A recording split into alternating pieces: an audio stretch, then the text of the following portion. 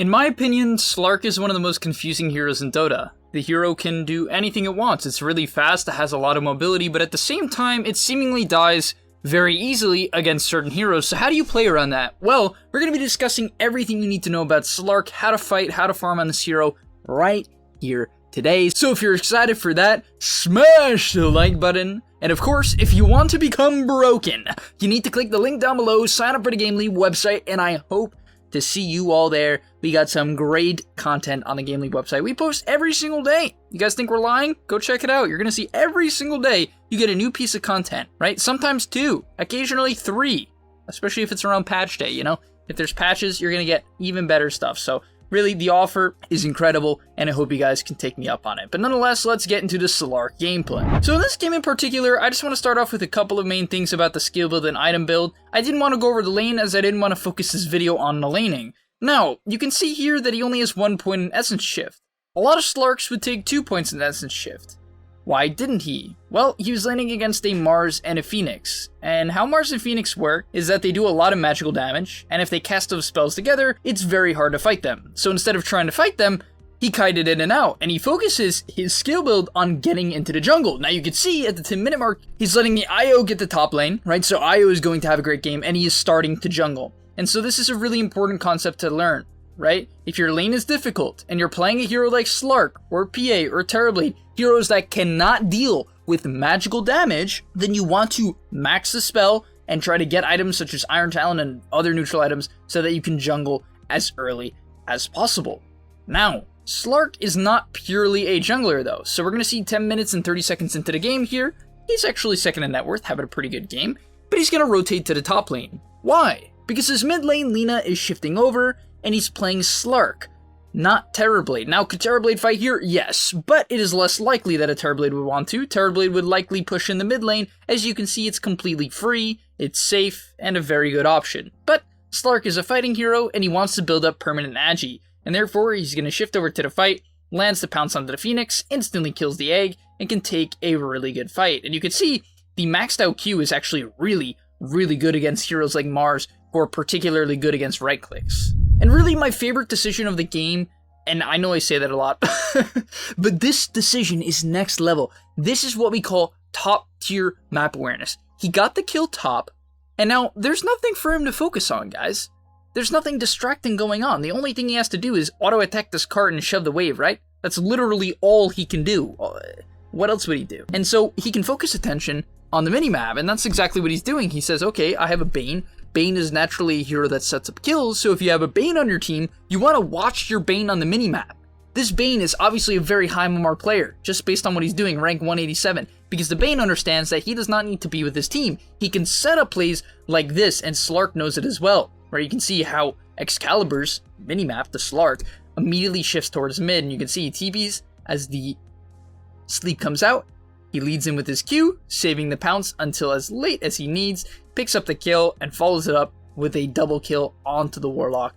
Absolutely fantastic. And then after that, he's back to farming. And this is exactly what you want to do as SLARK. You want to take proper engagements that are close to your towers when the enemy team does not know you're coming. If they constantly see you, if you're just walking from a creep wave into the enemy team and they always know that you're coming, not only are they going to set up on you, they're going to focus you. And if you guys know anything about SLARK, or you're a SLARK player, you know that when you get focused as SLARK, you die. Oh yeah, and if I didn't mention before, Iron Talon is broken on this hero. It lets you farm 10 times as fast, so please take it. Now in this next fight here, let's see how he executes. First off, to start the fight, he misses to pounce onto the Darkseer.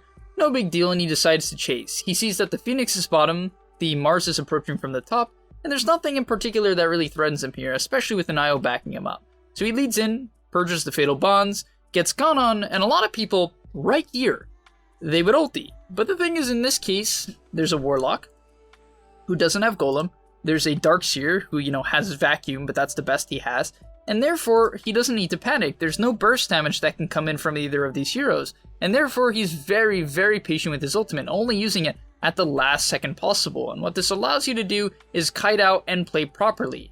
Fortunately, the Mars missed a spear, but the IO is able to heal him up and turn. By the way, I think IO SLARK is one of the best combination of heroes in Dota. The laning is absolutely fantastic. IO provides you with a ton of sustain, something SLARK lacks early on, and attack speed, so keep that in mind. But as the fight continues on, he does a great job kiting out. He pounced over the wall. I'll show it again one more time. You can actually pounce out of Mars Arena. So he pounces out, and he's able to reset. But very often when you pounce on the high grounds, your regen will kick in, right? Your passive will kick in. Now in this case, it got cancelled by these creeps, but nonetheless, this is usually what you want to do. You want to always come in from side angles. If you, like most players do, run in from the middle of the fight, you will die. You will die. Your hero is not tanky. This is the case for most assassins, like SLARK and PA, even a hero like Sven. You will die early on into the game if you run through the middle. And before we move on more towards the mid game, I just want to show off this one little example here that is very important for all of you SLARK players or people who want to play SLARK. So he's going to go on the Warlock here. Does he pounce, yes or no? Because most players would. I guarantee it. I've watched a lot of low MMR SLARK. Most players would pounce. They would pounce from here to here because they're like, I need to sneak up. No! You need to know your exact matchups. The things that counter SLARK are insta-silences, insta-hexes. Why? Because if they get it off at the right time, you can't use your Dispel. But in this case, Warlock does nothing. It doesn't do anything. And a lot of heroes can't do anything to SLARK as long as you time your Q properly. So in this case, he pops the Q as late as possible. Honestly, I don't even think he wanted to use it on the Warlock, but he decides, okay, I'm just going to burst him down. So he pops it as late as possible. This prevents any sort of, stun from coming out. Frankly, in this game, there's very little that actually threatens him. It's a very good SLARK game.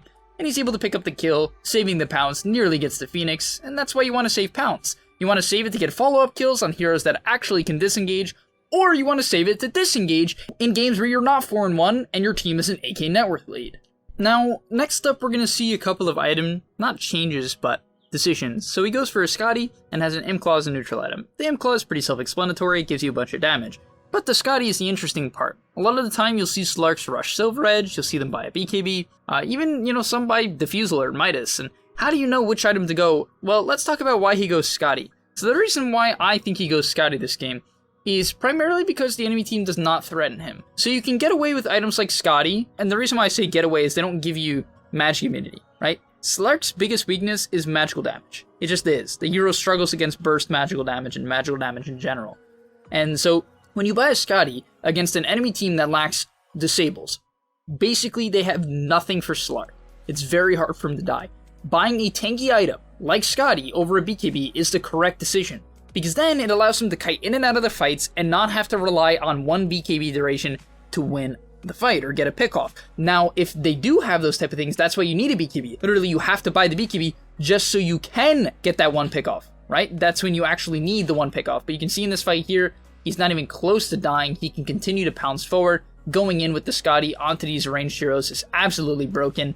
And unfortunately, they didn't have that texture for the Warlock. Otherwise, it would have been a huge rampage. This next play is insane, guys. I just want to quickly show it to you. I mean, I don't know how he has this good of awareness or, this good of decision making, but I guess you just expected the Spectre to TP, which is sort of what we're going to see here. The Spectre goes into the trees, actually ends up getting stuck, and yeah, he just catches him out, hops in with the pounce, gets the lockdown. With the Scotty and the Echo Saber, it's like a gajillion% slow. Earth Spirit comes in, and they pick up the kill. Following that up too, this is such high tempo gameplay. All of a sudden they reload in, they can start the fight, and now here you can see he pounces in. A lot of people would say speed. I thought you're very anti-pounce in. I am. Generally, you never want to pounce into 3 or 4 heroes as SLARK. It's suicide. But we talked about the reasons why he can this game, and therefore it makes sense. Still, you can see here it's not even optimal, really. It's a bit awkward. It does end up sort of working out, and that's really just because his team is 21k ahead, and they don't counter him. So keep that in mind, guys. Be very, very careful about how you play SLARK. Be very careful about the ways you approach, and I hope this teaches all you carry players like a big lesson about just carrying in general. A lot of people would say, oh, speed, surely this is just SLARK, specific. Absolutely not. Everything I'm telling you about playing carry and approaching the angles is very important not only for SLARK, but every single sort of assassin hero. And until you actually do it every single fight, like Excalibur does, unless he adjusts based on the game state, you won't become Giga High MMR, right? Because I see a lot of players, they're like, speed, I know I have to come in from the side. I know these things. But do you do it? That's the real question. This is a little bit of motivation for you guys. Do you actually do it?